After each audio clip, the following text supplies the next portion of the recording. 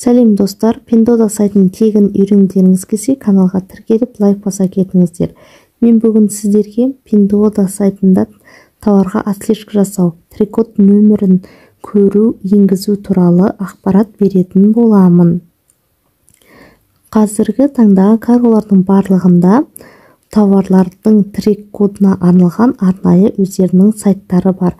Сол арқылы сіздер келген тауарларыңызды іздеп таба аласыздар. Және де ары қарай сіздерге доставка жасалатын болады. Тауардың трек код нөмірін көру үшін мына тұрған жоғарыда грузовик белгісіне кіреміз. Бұл бізде жолда жеткізілуге кеткен тауарлар болып табылады. Ең үстіндегі товарды қарайын. Астында грузовик белгісі бар, жолақша жазу тұр. Соның үстінен басамын. Осындай терезе ашылады. Төбесінде карта.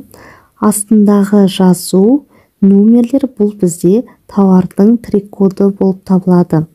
Оң жағындағы жазуды басатын болсам, трек код нөмір көшіріледі. Енді өзіңіз тауар алдыратын кез келген каргоның сайтынан осы товар туралы ақпарат алуыңызға болады. Мен Inexpert каргосының қосымшасына кіремін сайтына. Трек кодты іздеу деген жерге жаңағы көшіріп алған трек кодты жазамын. Міне менің жаңағы тауарым Ю қаласынан шекараға енді жеткізіледі. Осылай тапсырыс берген тауарларыңыз сіздерде шығып тұратын болады. Кей жағдайда тауарлар сайттан көрінбеуі мүмкін. Онда 1-2 күннен кейін қайта тексересіздер. Яғни тауарлар әлі сайтқа кіргізіп үлгерілмеген болуы мүмкін. Енді жанындағы сағат белгісі, грузовиктің жанындағы сағат белгісі бұл бізде әлі доставкаға, яғни курьерге берілмеген товарлар. Үстінен басатын болсақ, бізде осындай терезе шығады. Қарасаңыздар, астындағы жолақшада ешқандай грузовик белгісі жоқ. Әлі трек код берілмеген, яғни әлі жинастырылып жатқан, курьерге берілмеген товарларда трек код нөмірі көрінбеуі мүмкін. Тапсырыс бергеннен кейін 48 сағаттың ішінде тауарларыңыз грузовикке қарай ауысады, яғни доставкаға жіберілді деген мағынаны білдіреді. Егер товар 48 сағат ішінде сағат белгісінен грузовик белгісіне ауыспаса, онда возврат жасап, ақшаңызды қайтара аласыздар. Возврат жасау туралы алдыңғы сабақтарда айтылған болатын. Қазір тауарға отслежка жасауды қарайтын боламыз. Қайтадан грузовик белгісіне кіреміз. Бір товарды қарайын. Екінші товарды ашайын. Төбесінде трек нөмірі барлығы тұр. Астындағы жазуда қарасаңыздар, ең бірінші жазуда жасыл домалақ белгісі тұр. Егер де Қытайдағы складқа жеткізілген болса, онда осы жасыл домалақтың ішінде галочка белгісі тұруы керек. Сол кезде товарыңыз складқа жеткізілді деген мағынаны білдіреді. Енді төбесіндегі картаны қарайық. Барлық курьердің жүрген жолы, товардың жеткізілуі барлығы осы жерде көрсетілген. Google переводчикке салып аударып алсақ болады. Товарыңыз қандай пунктке жеткізілгенін қарай аласыздар.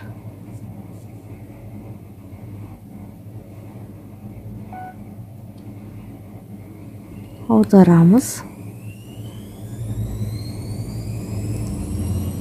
Қаланың атаулары тұр. Доставка ожидается не позднее после завтра дейді. Яғни складқа келесі күні жеткізілетін болады. егер де товар складқа жеткізілсе, онда жаңа айтқанымдай осы картада да және де астында да галочка пайда болуы қажет. Енді ең бірінші товарды қарайын. Мына товарда складқа жеткізілген, өйткені жазудың үстінде галочка белгісі тұр.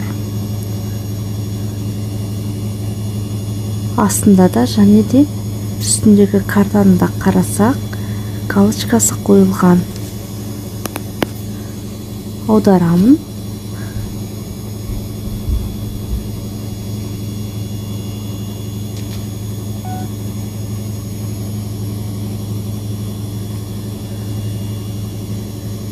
Товар жеткізілген.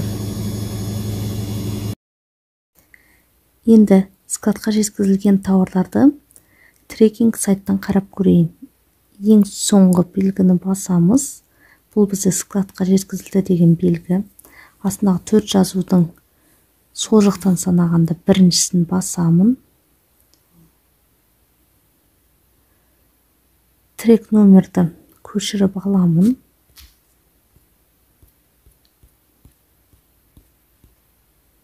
Инэкспорт каргосының қосымшасына кіріп, трек кодты іздейтін боламын.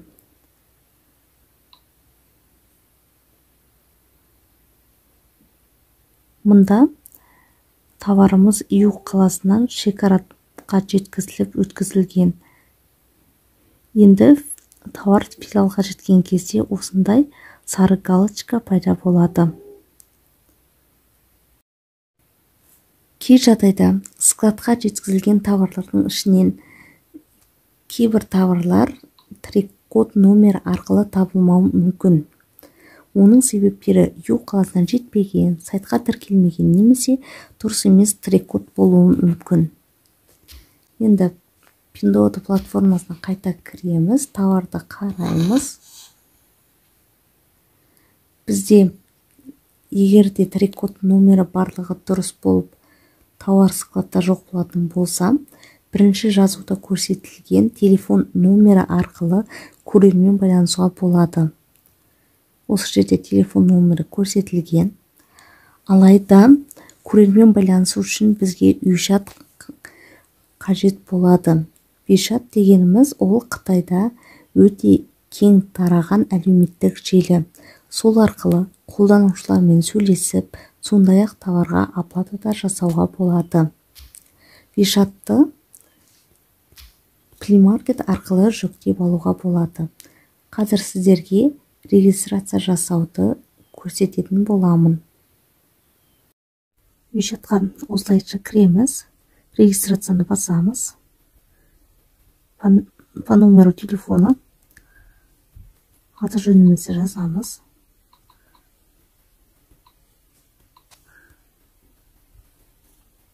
Мемлекетті таңдаймыз. Қазақстан. Телефон номерімізді жазамыз.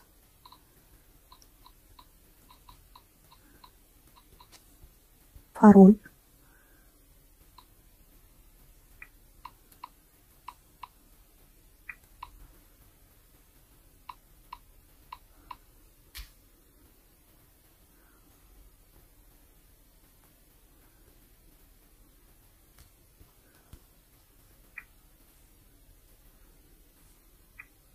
Аты жөніміз ұсақ деп бізде қабылдамай тұр. Фамилияны өшіріп қайта жазамын.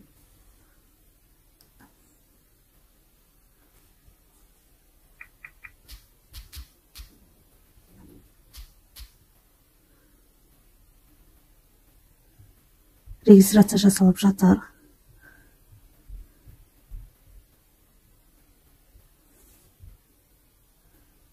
Шарттармен танысып, галочка қоямын.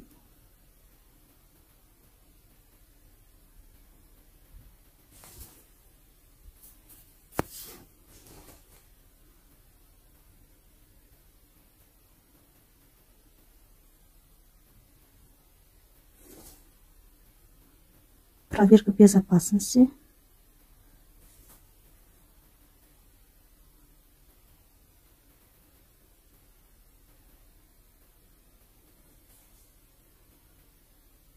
Картинкаларды сәйкестендіреміз.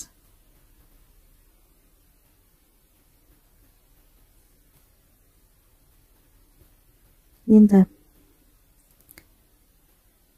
осы жерде бізге QR-ды сканирование жасауды сұрап тұр. Бізде үй-жатты пайдаланатын ешқандай досым жоқ болғандықтан, менде ары қарай регистрация жасау мүмкін емес. Яғни бізге үй-жаттан регистрация жасау үшін үй-жатты 1 айдан артық қолданып жүрген немесе 6 айдан артық үй-жатта тіркелген Қытайдағы қолданушы қажет болады. Егер де ондай қолданушы бізге QR-ды сканирование жасауға көмектеспесе, біз бұл сайтқа тіркеле алмаймыз. Әрине, үй-жат арқылы тіркелуге біздерге мүмкіндік болған болса, онда тауардың жеткізілгендігін дәлелдеу өте оңай болар еді. Сондықтан заказ салған товарларыңыз жоғалып кетпес үшін міндетті түрде отзывтармен танысып, өте сенімді карго таңдауға тырысу қажет.